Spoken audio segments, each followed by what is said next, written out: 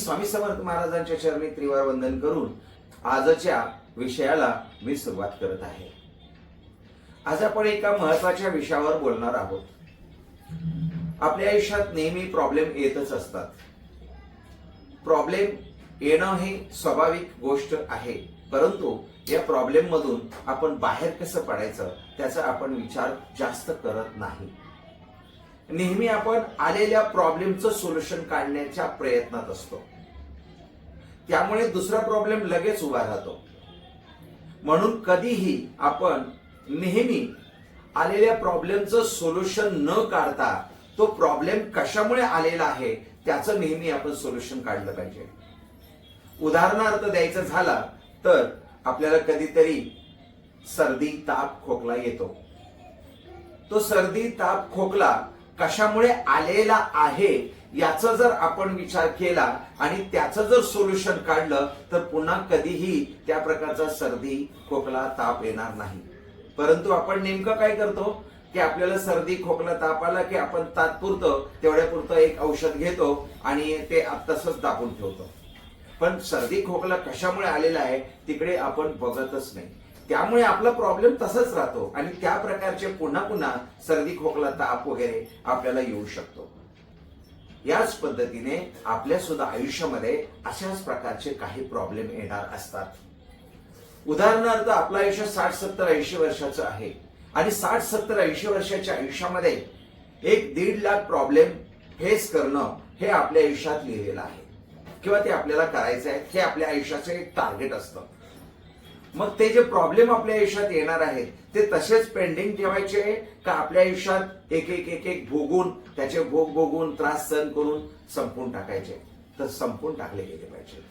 म्हणून आपल्या आयुष्यात आलेलं प्रत्येक संकट आहे त्या काळात आपल्याला ट्रेनिंग असतं। नेहमी आलेला प्रॉब्लेम आपल्याला काही ना काहीतरी शिकवत असतो, हे सत्य आणि सत्य आहे।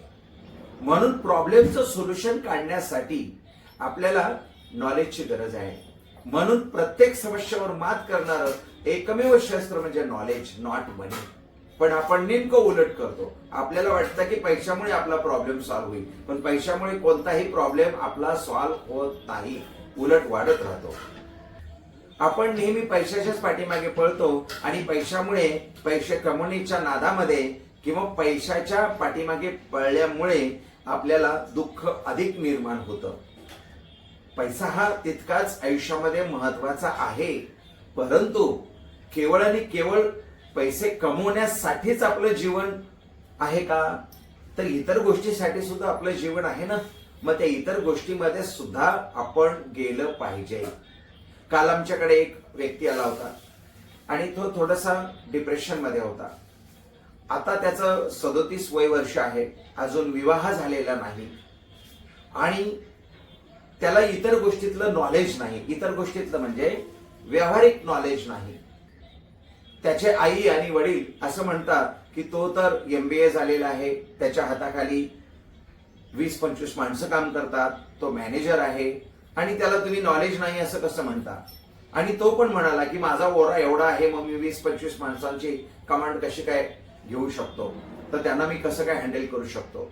आणि तुम्ही तर म्हणता की म्हणजे मी त्यांना असं म्हटलं होतं की तुमचा ओरा नाहीये, जिथे जाल तिथे तुमचा ओरा कमी पडतो, त्यामुळे तुमच्या आयुष्यामध्ये अडथळे येत आहेत। त्यांचा विवाह झाला नव्हता, मूळ प्रश्न विवाह समस्येचा होता। आता इथे 2 गोष्टी आहेत। ज्या कंपनीमध्ये तो व्यक्ती काम करतोय त्याचं त्यांनी शिक्षण घेतलेलं आहे, त्याचं त्यांनी नॉलेज घेतलेलं आहे, त्याला ते काम येतं आणि त्याच्या हाताखाली जे 20-25 माणसं काम करत आहेत त्यांनी सुद्धा त्याच प्रकारचं नॉलेज घेतलेलं आहे, शिक्षण घेतलेलं आहे, म्हणून त्यांचं ते ट्युनिंग जमलेलं आहे। आणि तो मुलगा ब्रिलियंट होता, नेहमी 80-90% मार्क मिळवणारा मुलगा होता, त्यामुळे त्याला ते कामं जमतात किंवा त्यांनी तो ओरा क्रिएट केलाय। त्याचं म्हणणं असं होतं की मी जेव्हा विवाह करायला जातो तेव्हा मी माझ्याबरोबर कोणी मला मुलीच पसंत करत नाही किंवा माझं कोणाबरोबर जमतच नाही, असं का? मी त्यांना तेच सांगितलं होतं की तिथे तुमचा ओरा क्रिएट होत नाहीये। ओरा होत नाही म्हणजे तुमची छाप पडत नाहीये। तर तो म्हणतो एवढ्या लोकांवर पडते आणि तिथेच का पडत नाही?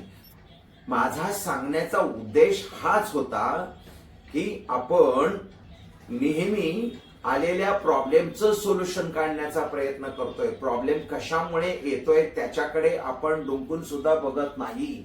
त्याचं कारण असं आहे की त्यांनी तो विचारच केला नाहीये, माझी छाप पडते का नाही पडते, मी एखाद्या मुलीला आवडण्यासाठी मी काय कसं असलं पाहिजे, आणि त्याला असं वाटतं की मी ज्या कॅटेगरीमध्ये शिक्षण घेतलेलं आहे त्याच कॅटेगरीची मला मुलगी मिळावी.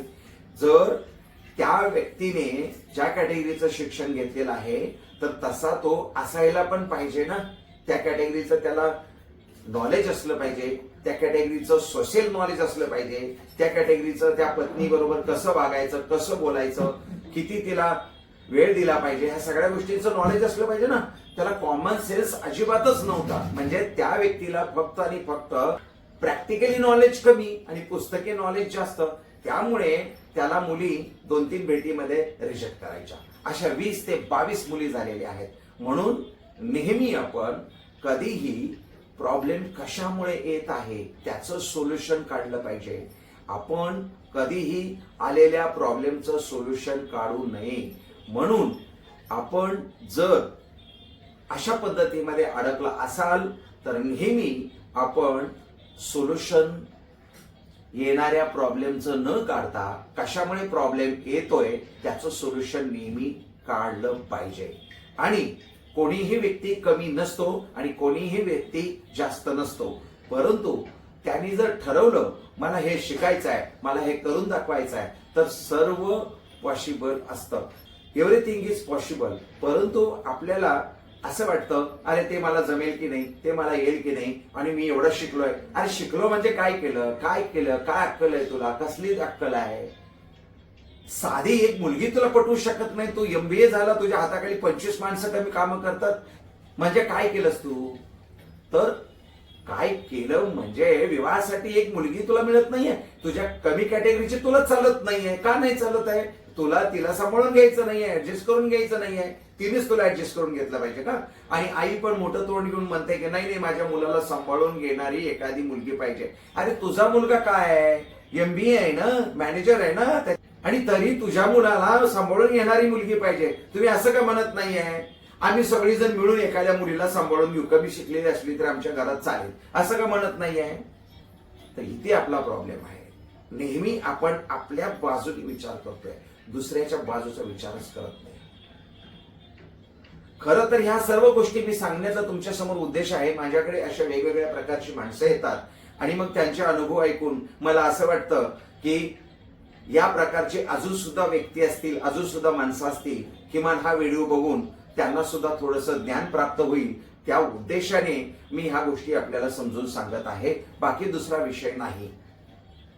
परंतु आपण समजून का घेत नाहीये. प्रत्येक गोष्टीमध्ये कुठे ना कुठेतरी समजून घेण्याची जर कॅपॅसिटी असेल तर आपल्याला ज्ञान प्राप्त होईल, अन्यथा ज्ञान प्राप्त होणार नाही. एका बाजूनी तुमचे उच्च शिक्षण आहे आणि दुसऱ्या बाजूनी कॉमन सेन्स अजिबात नाही. म्हणजे आपण नेमके कोण आहोत. एक आहे हायर एज्युकेटेड आणि एक आहे वेल एज्युकेटेड. त्यालाच आपण म्हणतो माझा मुलगा सुशिक्षित आहे आणि माझा मुलगा उच्च शिक्षित आहे. तुमचा मुलगा सुशिक्षित आहे का उच्च शिक्षित आहे. उच्च शिक्षित आहे म्हणजे MBA झालेला आहे आणि त्याच्या हाताखाली 20-25 माणसं काम करतायत आणि त्याला सामाजिक ज्ञान अजिबात नाही. आणि जो सुशिक्षित आहे त्याला सर्व प्रकारचं ज्ञान आहे. आई वडिलांशी कसं बोलावं, बहीण भावाशी कसं बोलावं, लहान मोठ्यांशी कसं बोलावं, घरात कसं वागावं, समाजामध्ये वागताना कसं वागावं, कोणाशी कसं बोलावं, या सर्वांचं ज्या व्यक्तीला नॉलेज आहे तो खरा सुशिक्षित. सुशिक्षित म्हणजे डिग्रीवरती डिग्री घेऊन काहीही उपयोग होत नाही. आणि उत्तम प्रकारे जर जीवन जगायचं असेल तर सुशिक्षित होणं गरजेचं आहे. म्हणून सर्व स्वामी सेवक बंधू आणि भगिनींनो, आपल्या मुलांना थोड्या प्रकारचं अशा प्रकारचे आपण नॉलेज देत राहावं. कारण ज्यांचे विवाह झाले नाही त्यांच्या समोर मोठा प्रश्न आहे. आई वडिलांच्या डोक्यावरती मोठं ओझं असतं मुलांच्या विवाहाचं, तर ते उतरवावं, ते कमी व्हावं, या उद्देशाने मी ह्या गोष्टी समजावून सांगत आहे. जर आपल्याला हा व्हिडिओ आवडला असेल तर हा व्हिडिओ शेअर करा, चॅनलला सबस्क्राईब करा, म्हणजे आपल्याला अशाच प्रकारचे पुढील व्हिडिओ पाहता येतील. श्री स्वामी समर्थ.